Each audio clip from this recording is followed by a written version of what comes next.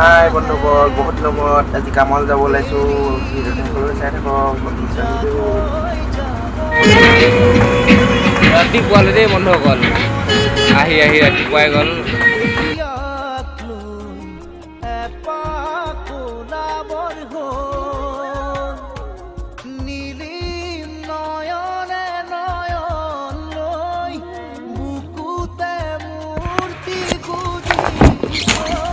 Finally rice open কৰিছোঁ দেই। খেলিবৰ হ'ল হিয়াৰে হিয়াতে খেলিবৰ হ'ল লাহে দূৰ বেৰিও জাগৈ যাবৰে হ'ল।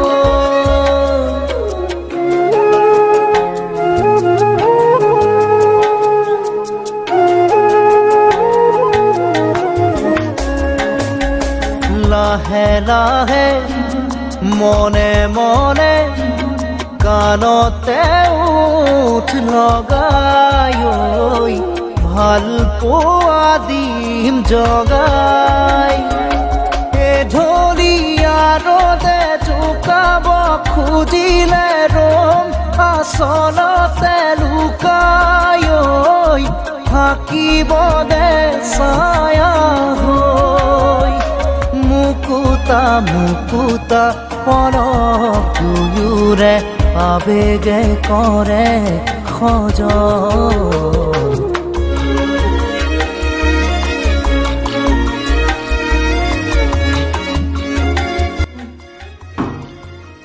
আদৌ বন্ধুসকল, মানে টকাকেইটা থাক না, একদম তাৰমানে ইমান ডাঙৰ তাৰমানে ইয়াৰ ভিতৰত সোমাই থাকি নেদেখে তাৰমানে এনেকৈ কৈ যদি সোমাই থাকোঁ নহয়, এনেকৈ কৈ যদি শুই থাকোঁ নহয় মানুহে দেখিয়ে নেপাব, গম পাইছে না? একদম ইয়াত তাৰমানে দিও তাৰমানে নালাগে দেই বন্ধু, গম পাইছে না? ওখটো আপোনাৰ এইডোখৰ পোৱাহি নাই আৰু তাৰ ওপৰত আছেই, মানে কি ক'ব বন্ধু তাৰমানে টিউ থৈ দৰকাৰ নাই, গম পাইছে না?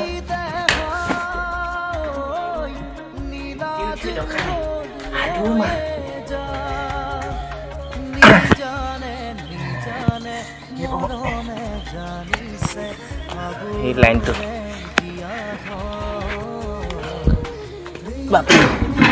দেখিছে নহয় কিমান ওখ।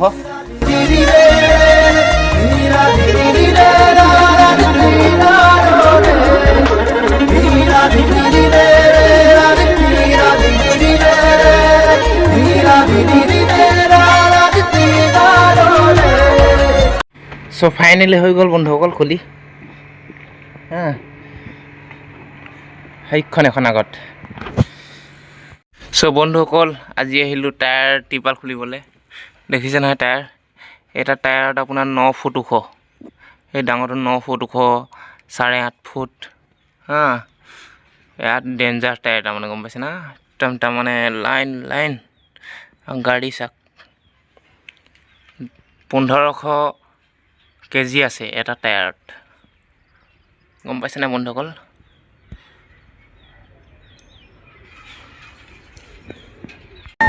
কলিয়া মেঘে ঢাকিছে ঐ ধুনীয়া জোনৰ মুখনি ঐ অভিমানী মন গুচাবলৈ কি জানো কৰোঁ ক'বানে ঐ আলেঙে আলেঙে নিবিচাৰোঁ অনবৰত প্ৰীতিৰে ধৰোঁ আলেঙে আলেঙে নিবিচাৰোঁ অনবৰত প্ৰীতিৰে ধৰোঁ কলিয়া মেঘে ঢাকিছে ঐ ধুনীয়া জোনৰ মুখনি ঐ।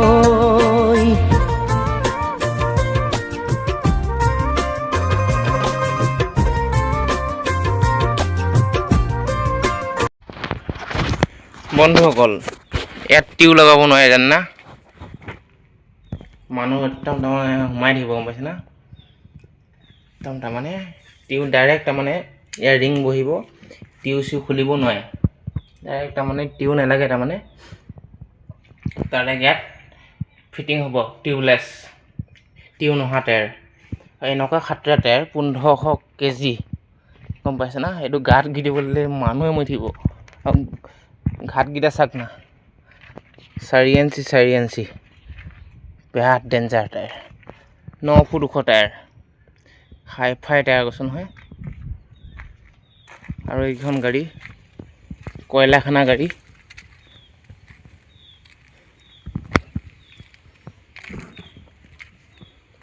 সেইকেইখন আমাৰ গাড়ী, তাত আছে টায়াৰ। তাৰমানে তাৰ ভিতৰত মই টিপাল খুলি পাইছোঁ। বন্ধুসকল, এই ৰিংকেইটা দেখিছে, চকাত লগা ৰিং।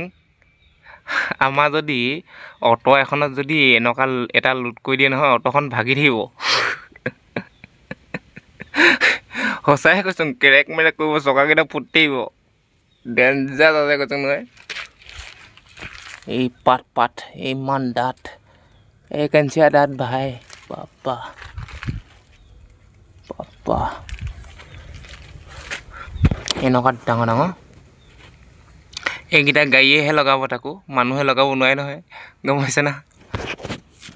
ছাঁহতে বহি আছোঁ, আজি টিপাল বান্ধি বহিছোঁ। 3খন গাড়ী, এখন গাড়ীত 750 টকা পাম, 3খনত হিচাপ কৰি চাওক। আৰু একদম গাড়ী তাৰমানে পাত তাৰমানে গাড়ীবিলাক বনিবহে, তাৰমানে বডি এয়াৰ ৰিং লগাব, কিবা লগাব, মেইন জেগাত তাৰমানে লাগিব, গম পাইছে না। মেইন জেগাত লাগিব। আচ্ছা, ইয়াত আমি এতিয়া 700 হা, আমি বাদ দিয়কচোন। ইয়াত আমি চেন্নাইত বছেকত আমি বছেকতহে হয়। ইয়াত আমি মাহেকত যদি আমি 25,000 30,000 টকা দৰমহা পাওঁ। অসমত উন্নয়ন কয়, অসমত উন্নয়ন বহুত কৈছে কয়। এতিয়া আমাৰ বাহিৰত অসমৰ মেক্সিমাম ল'ৰা ছোৱালী 30 লাখ আছে, বিশ্বাস নকৰিব। অসমৰ মানুহ 30 লাখ আছে, প্ৰতিখন গাঁৱৰ মানুহ, এখন ঘৰ ককাই ভাই গোটেইকেইটাই আছে কনচেন, তেনেকুৱা লিখে বাহিৰত কাম কৰিছে। ইয়াত তাৰমানে বাহিৰৰ মানুহখিনিও, ইয়াৰ মানুহখিনিও ইমান কাম পাইছে তাৰমানে, ক'ব গ'লে দেই, লাখ লাখ হিচাপে। আমাৰ অসমত যদি পাৰিব নেকি 30 লাখ মানুহক দৰমহা দিবলৈ? 20,000 15,000কেও নোৱাৰে, 10,000কেও নোৱাৰে। মই ইমানটো কৈ দিলোঁ। উন্নয়ন হৈছে, একো ঘটিটো উন্নয়ন হোৱা নাই। অসম ক'লে ইয়াত মোৰ লাজে লাগে। অসম ক'লে অসম, আছাম কওঁ, অসম নহয়, আছাম হিন্দী তেনেকৈ, গম পাইছে না। মানে নিজকে লাজ লাগে, গম পাইছে না।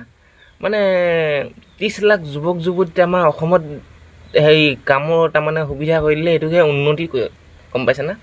এতিয়া এইটো উন্নতি বুলি নকয়। অৰুণোদয় 1250 টকা দিলে বুলিলে, কিবা দিলে বুলিলে, গম পাইছে না। ইয়াত আমি 30 লাখ, তাৰ উপৰিও তামিল মানুহ, লোকেল মানুহ, সিহঁতি লাখ হিচাপে কাম কৰিব পাইছে।